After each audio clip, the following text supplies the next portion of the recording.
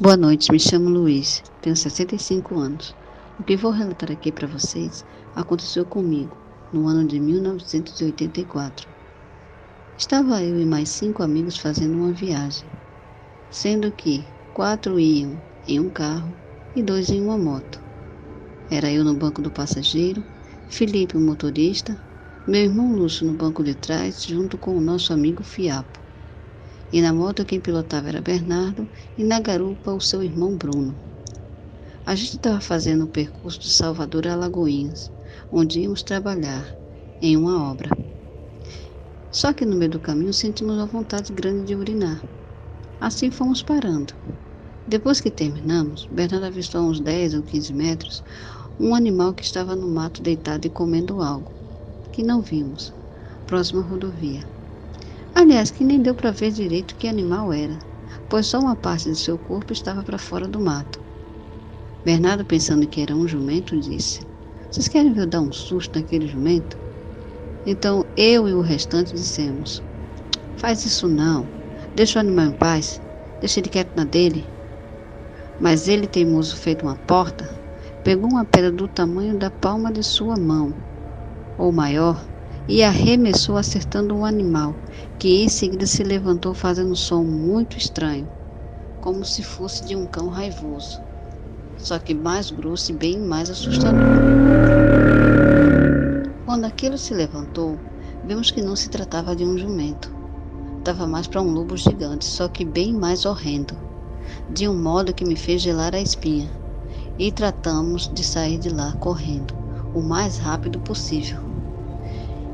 Entramos desesperados no carro, enquanto Bernardo e Bruno subiam na moto quase num salto, e todos saímos de lá cantando pneus. Mas o que não sabíamos é que o nosso desespero estava apenas começando. Ao olhar pelo retrovisor para ver se o bicho tinha ficado para trás, tomei um grande susto ao ver que ele vinha correndo atrás de nós em uma velocidade inacreditável, e pude perceber que no seu olhar ele vidrava seus olhos na direção da moto o tempo todo. Felipe, vendo minha reação, olhou também pelo retrovisor, acelerou, se empareando a Bernardo, e gritou da janela: "Acelera! Acelera!" Nisso Bernardo acelerou. Em uma parte da estrada, à nossa frente havia uma curva muito estreita. Tanto Felipe como Bernardo foram obrigados a reduzir a velocidade para fazerem a curva. E logo pensei: ele agora vai pegar. Quando olhei de novo pelo retrovisor, vi que aquela criatura havia reduzido a velocidade também. Passamos a curva e assim que pegamos a estrada reta, tomei um susto com os gritos de Fiapo dizendo: "Olha o bicho, já está em cima deles!" Ao olharmos todos para a moto ao mesmo tempo, vimos o bicho dar um tapa em Bruno, que voou para dentro do mato com uma facilidade tão grande que, vendo o tamanho da força que aquilo tinha, nem demorou muito, e ele, em um grande salto, pulou em cima de Bernardo, abocanhando seu braço direito, o fazendo perder o controle da moto e caindo no chão.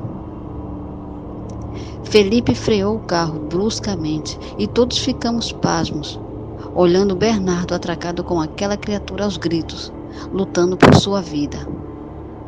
Mas foi em vão.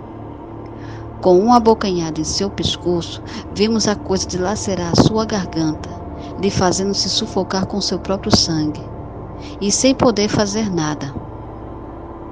E todos chocados com aquela cena de filme de terror, gritávamos desesperados para Felipe arrancar com o carro e fugirmos dali o mais depressa possível. Mas num ato de desespero, Felipe tomou a pior atitude da qual custou sua própria vida. Pegou um pé de cabra que guardava do lado do seu banco.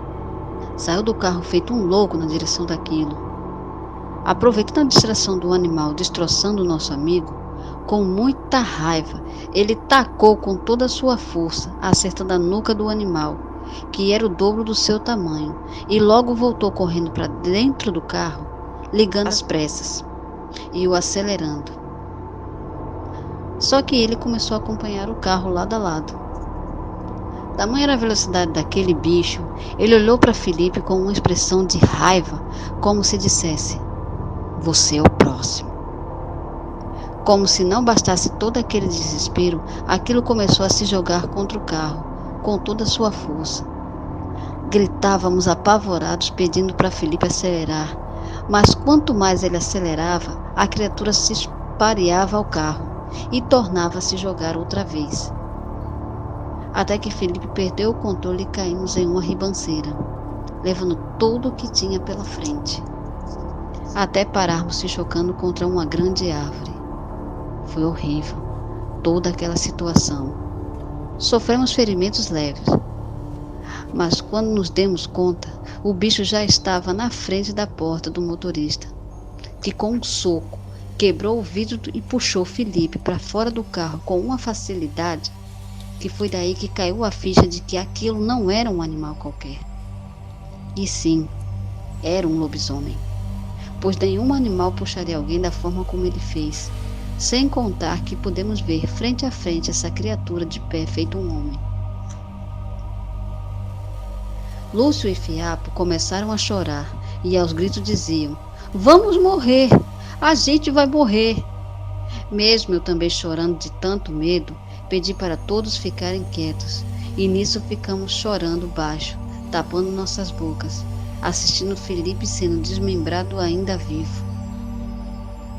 Em seguida vimos o lobisomem pegar Felipe pela cintura e, numa única mordida, decepou-lhe a cabeça, jogando o resto de seu corpo no chão. Se pôs de quatro, olhou para nós e soltou um urro tão horrível que fez tremer todo o carro e saiu correndo para dentro do mato numa velocidade fora do normal. Juro que quando ele olhou para nós, pensei que seria o nosso fim. Passado algumas horas, sem nenhum sinal daquele monstro aparecer, lembramos de Bruno, que havia ficado jogado no mato, à beira da estrada. Então, mesmo com medo, saímos do carro, passando pelos restos mortais de Felipe.